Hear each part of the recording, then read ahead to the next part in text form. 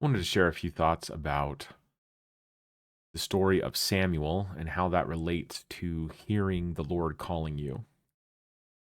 Now, this story is incredibly important because it illustrates that the Lord is always calling people, and even though He's calling them, they either don't recognize His voice or they don't hear that He's always been speaking to them. And often it takes someone else to point out to them what they've been hearing and that it is the Lord's voice. And once they know that's what it is and they respond to it appropriately, they start to have the relationship and benefits from recognizing and following the Lord. So we'll read quickly. We're here in Samuel, 1 Samuel 3. And the child Samuel ministered unto the Lord before Eli, and the word of the Lord was precious in those days, and there was no open vision. This is a good point. The people were wicked. Right before this in the scriptures, we've learned that Eli's sons are wicked priests and they're causing all kinds of wickedness and the people to commit wickedness. And because there's nobody righteous and following the ways of God, nobody is receiving revelation from God in the ways that the prophets of old did at that time. And so our days are no different. If we don't act righteously, then we don't receive of God what we could. However, if we do, then we will. And it came to pass that at that time when Eli was laid down in his place, and his eyes began to wax dim, that he could not see, and ere the lamp of God went out in the temple of the Lord where the ark of God was, and Samuel was laid down to sleep. So everybody's asleep, and it's the middle of the night. That the Lord called Samuel, and he answered, Here am I.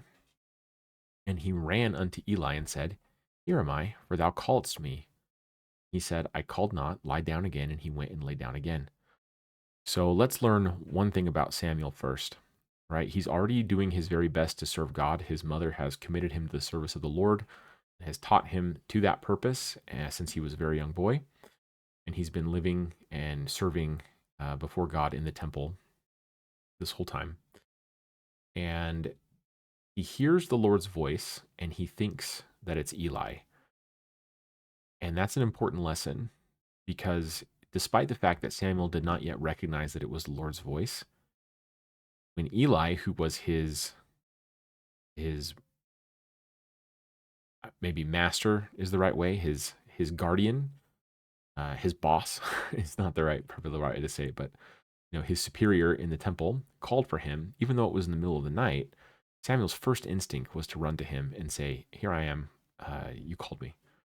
And so we see in Samuel that he was already willing to listen to the voices that he knew and that he perceived were good. And that's not necessarily a comment on Eli's character. It's just in comparison to where Samuel was in his life. But for that point, Samuel listened to Eli and he came and heard him. And then Eli said, I didn't call you. Go back and go to sleep. Pause again here just for Eli to not immediately wonder if something else was going on the first time. Verse 6, and the Lord called yet again Samuel. And Samuel arose and went to Eli and said, Here am I, for thou didst call me. And he answered, I called not, my son, lie down again. And Samuel did not yet know the Lord, neither was the word of the Lord yet revealed unto him. So he didn't know God, and he didn't know the character of God. He hadn't started modeling his character of God, and wasn't acquainted with the process of receiving the word from the Lord that he could go do it yet. Verse 8, and the Lord called Samuel again the third time, and he arose and went to Eli, and said, Here am I, for thou didst call me. And Eli perceived that the Lord had called the child. So it took Eli a while. It took him 3 times. Notice Samuel's persistence, right? He didn't give up and say, last time I went, he didn't call me. He didn't just say this was random, this was out of the blue. He still went and asked Eli what he needed. And at this point, he's probably pretty tired in his life because, he's been up and down all night. Verse 9, therefore Eli said unto Samuel, Go lie down, and it shall be, if he call thee, that thou shalt say, Speak, Lord, for thy servant heareth. So Samuel went and lay down in his place. So this is the true purpose of a servant of God or a priest, is to instruct somebody in the ways of coming closer to God, to becoming more like Jesus than they already are, and to be able to have a closer relationship with him than they already do.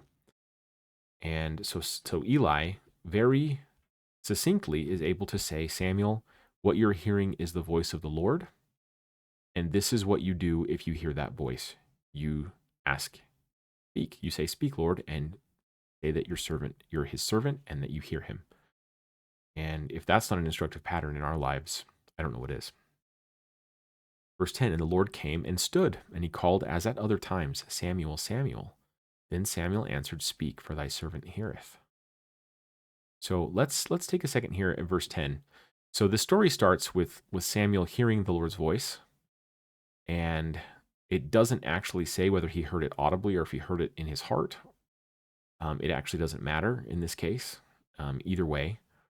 But what we can assume from this verse, because it says as at other times, and I don't think it's just referring to the 3 other times, but is that the Lord has been speaking and calling Samuel over and over again for his whole life.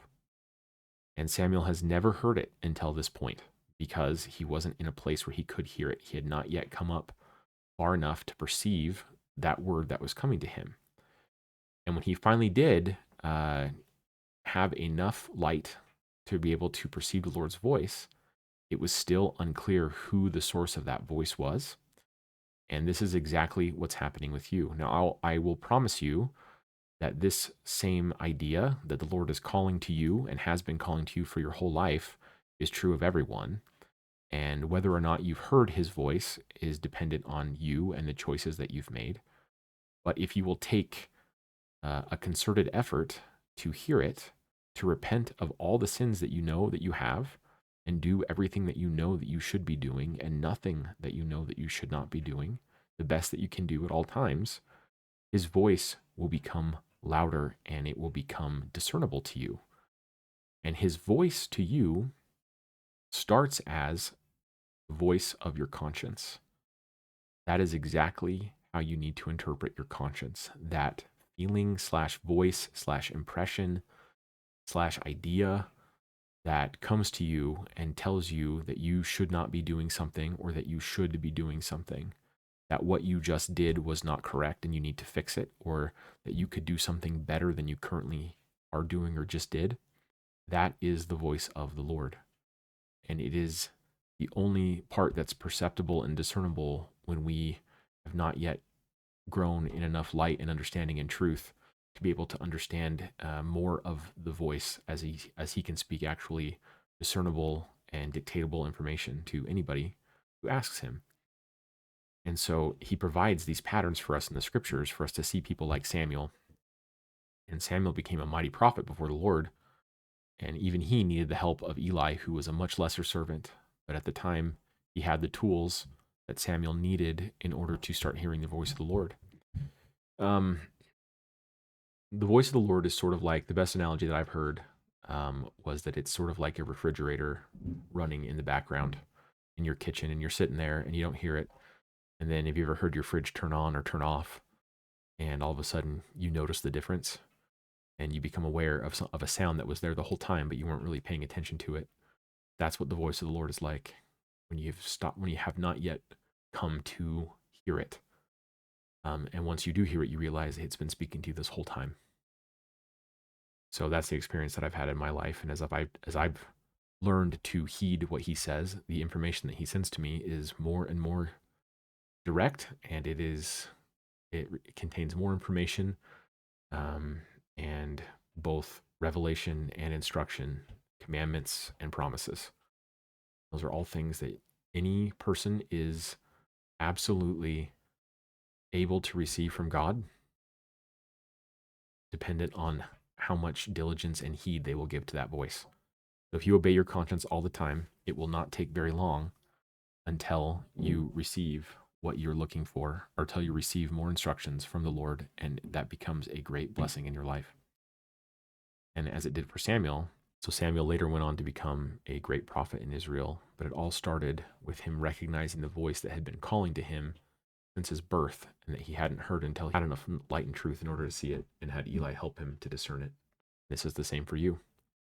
So go and listen to that voice. Listen to your conscience. Listen to the impressions that you're not doing what you could be doing, that you're not making the difference that you could be making, that you're not doing the service you could be serving, that there is good that you've left undone, or that there is evil that you can cut out of your life, or that there's not just evil but idleness or time wasting or anything, any of these things.